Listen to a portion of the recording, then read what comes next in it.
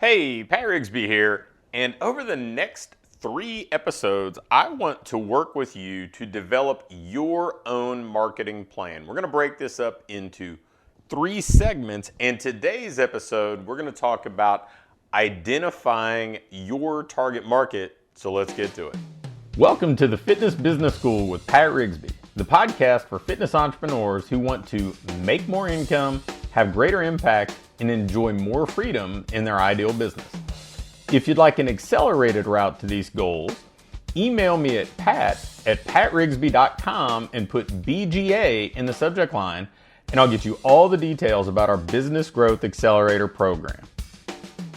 So when you're crafting your marketing plan, you really want to think this through beginning to end, and that's not really the way that most business owners do this. Most business owners just kind of cobble together tactics. They don't have a real plan of attack. So I want to take this through sequentially and really help you understand what you need to be doing to be effective consistently over time and generate the results that you actually want to generate. Things that you want to do to move your business forward without nearly the desperation or the kind of just throw it against the wall approach that so many people take. So the first thing that we need to do is to select a specific target market. And a lot of people are hesitant to do that, right? Especially in moving from local business to hybrid or local business to online business.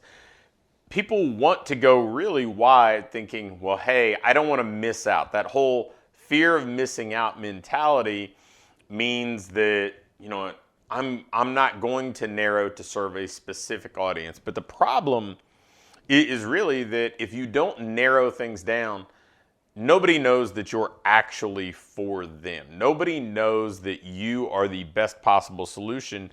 You're just an okay solution to a broad spectrum of people, which is not the way to win business in a really competitive market. So the first thing we need to do is identify who you help and what you help them do. Right? So the people that come to you to solve a problem, to achieve a goal. They're pursuing a desire.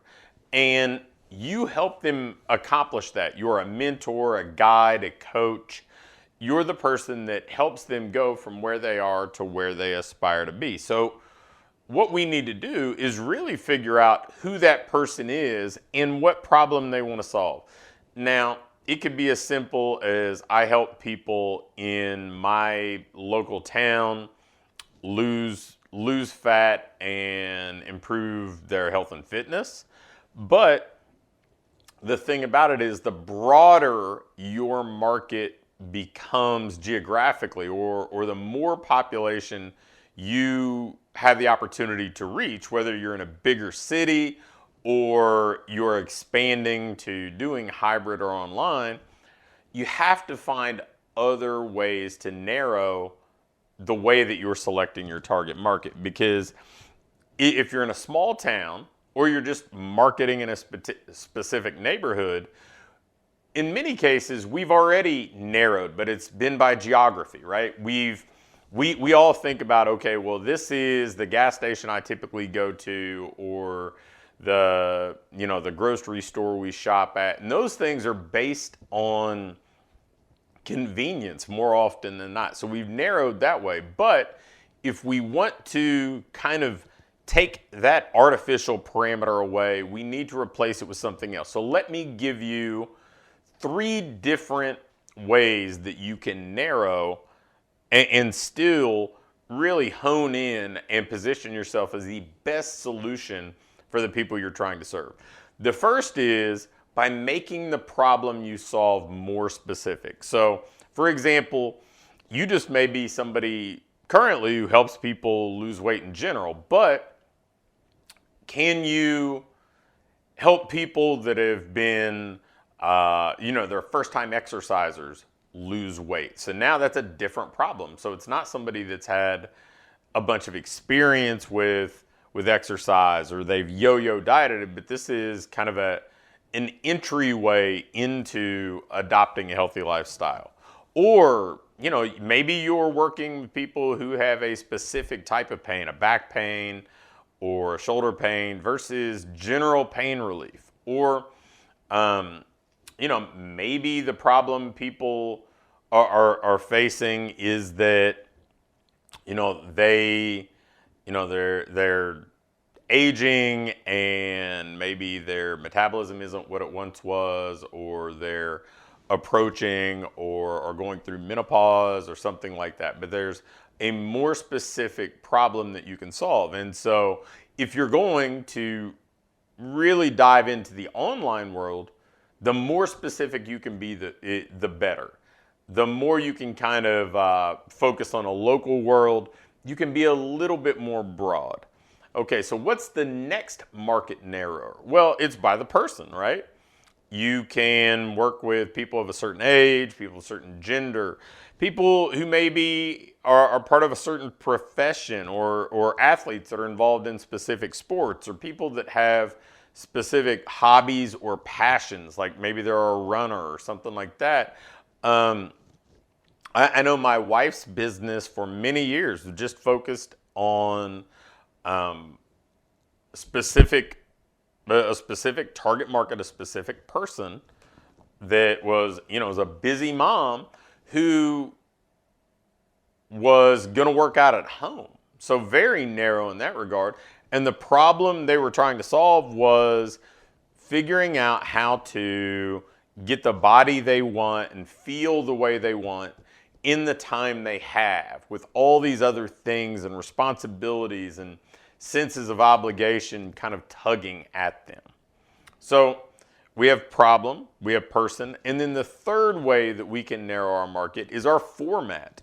Are you delivering what you do in a different format? Are you serving people in a different way?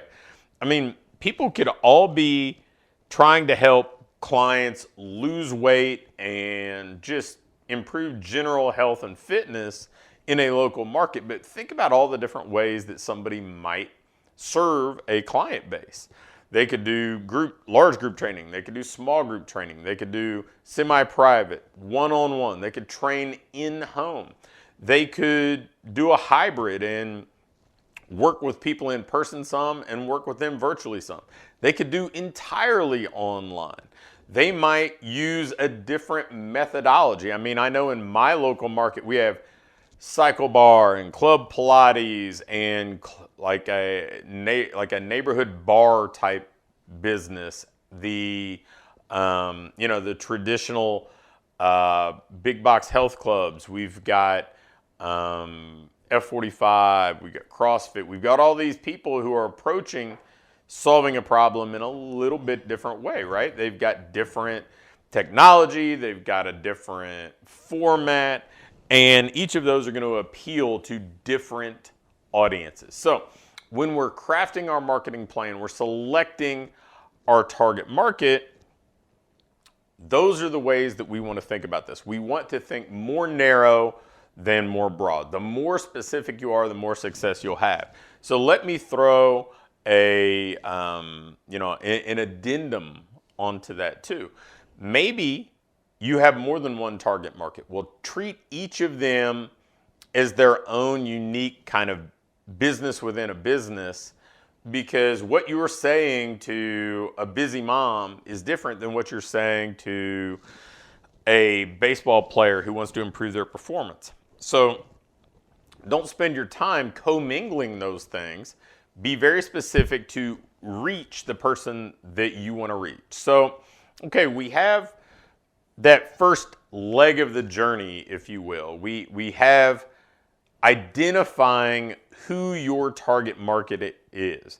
So the next step is figuring out where to reach that target market, how we're going to connect with them, and really how we're going to get them to raise their hand. But we're going to go ahead and save that for the next episode. So if you haven't figured out your target market, take some time, really dial this in, think about who you want to serve, who your passionate, excited about serving, who you have a great deal of experience about serving, and who you're really good at helping. So if you want to think about it this way, if you could only get paid for the results that you're delivering to a specific target market, who would that group of people be, and what results would they be trying to achieve?